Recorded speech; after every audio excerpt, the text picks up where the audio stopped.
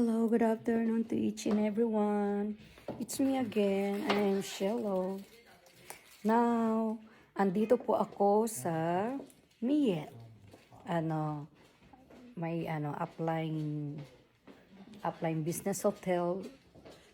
Nag-meeting kami ng Riway. So, ipa-show ko lang sa inyo kung ano yung nabili niya sa pag trabaho niya sa Riway, pag-work niya ng hard sa Riway, na ipakita ko ngayon kung ano yung nabili niya rito sa Japan ng mga properties. Now, ipasilip ko lang sa inyo. Okay, guys, paki-look nyo lang. Ito yung Miet Place. First, this is the business hotel. Ito yung katas ng sikap niya dito sa Riway. Ito yung labas to ha. Sa labas and then sa loob. Then after that, ayan, may konting stage. And then may little bar.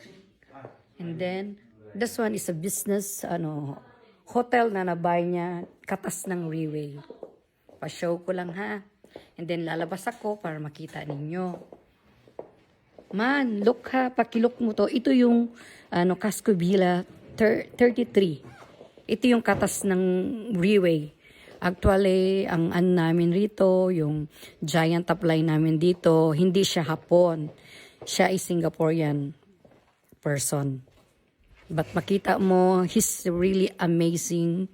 Ang asawa niya ay kababayan natin na taga Davao, na si Madam Dayan, si Sir William, ang aming giant upline here dito sa Mie ng Casco Jima 33. Okay, now lalabas ako, peoples. Ipa-show ko lang sa inyo kung anong katas ng Riway. Ito po, ito yung entrance. Actually, start muna ako doon sa mag-start muna ako sa labas para makita. Wait lang ha, i-off